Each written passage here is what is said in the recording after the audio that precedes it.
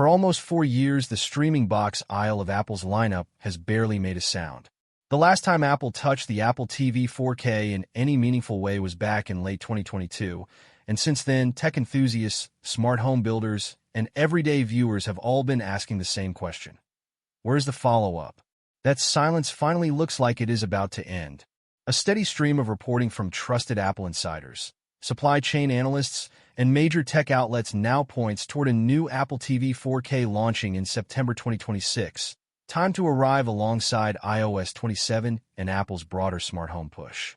To understand what is actually happening, it helps to separate confirmed information from internet noise, because there is a lot of both floating around right now. Start with what Apple itself has said, which is nothing. Visit Apple's website today, and the only Apple TV 4K you will find is the third-generation model, the one that was unveiled in October 2022 and hit shelves the following November. On paper, that makes any newer device completely unannounced. But Apple has never been a company that telegraphs hardware moves through its own storefront. The real signal comes from the reporters who have spent years building sources inside the company, and right now several of them are telling a remarkably consistent story. Bloomberg's Mark Gurman, probably the most closely followed Apple insider in the business, has said that the new Apple TV 4K was delayed alongside a wider wave of smart home products after Apple pushed back the release of its overhauled Siri. That detail matters more than it might first seem. Apple has reportedly been treating the next Apple TV as a showcase device for its new AI-driven assistant, and until that software was ready, there was little point shipping the hardware meant to run it.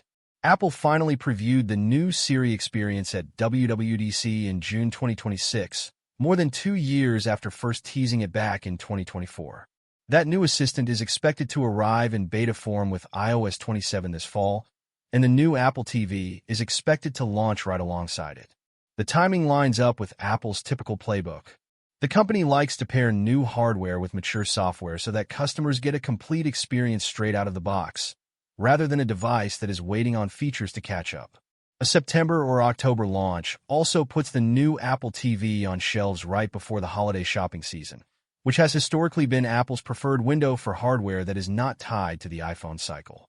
By the time this new box actually arrives, the current third-generation Apple TV 4K will have been on the market for well over 3.5 years without a true successor, reportedly on pace to become the longest-selling Apple TV 4K model in the product line's history. That is a long stretch for any piece of consumer hardware, and it is one of the clearest signs that Apple has simply been waiting on the right software moment rather than lacking a finished device. On the hardware side, the headline change is the chip. The current Apple TV 4K runs on the A15 Bionic, the same processor Apple first put in the iPhone 13 back in 2021. Multiple reports now point to Apple moving the new model up to the A17 Pro, the chip that debuted in the iPhone 15 Pro lineup. That is a significant jump in raw processing power, and on a device like a streaming box, the reason for that jump is not really about playing 4K video. Even budget streaming sticks handle that fine today. The reason is artificial intelligence. Apple's new Siri experience is built to understand personal context, answer open-ended questions, and pull information across a person's devices, and that kind of processing benefits enormously from being handled on the device itself rather than shipped off to a server somewhere. A more capable chip inside the Apple TV means voice commands, content searches, and smart home actions can be processed locally, cutting down on the lag that has made older versions of Siri frustrating to use. Instead of a generic scroll through 5 different streaming apps trying to find something to watch, the pitch is that users will be able to ask for something specific, a light comedy from a certain decade, a documentary about a certain topic, and get an accurate answer instantly, pulled from whatever services they are already subscribed to. Design-wise, do not expect much drama. Every credible report so far describes the same compact, rounded square black body Apple has used for years, with no major changes to size or shape expected. What is changing is what is happening on the inside and around the edges.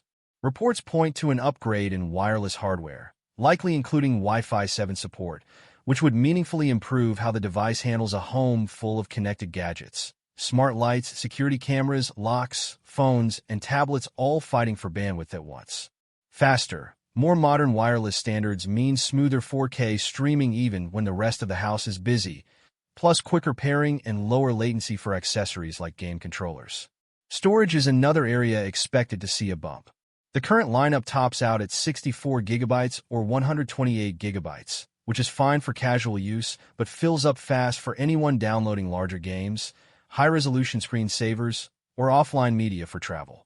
A larger base storage tier would remove one of the more common complaints from longtime Apple TV owners.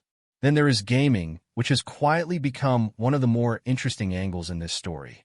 Apple has spent years building out Apple Arcade, and the current Apple TV hardware, while capable of running lighter titles, has never been powerful enough to handle console-style graphics. A jump to a modern chip changes that math. With more graphical horsepower and support for wireless controllers, the new Apple TV 4K is being positioned by some analysts as a legitimate, if quiet, entrant into the home gaming conversation, something that could pull it out of the shadow of dedicated consoles for casual and family gaming, even if it is not trying to compete directly with a PlayStation or Xbox. Pricing is the murkiest part of the whole story, and depending on which report you read, you will get a different answer. Some analysts, including Ming-Chi Kuo, have suggested Apple could aim for a lower starting price, potentially under $100, to compete more directly with budget streaming devices from Roku, Amazon, and Google.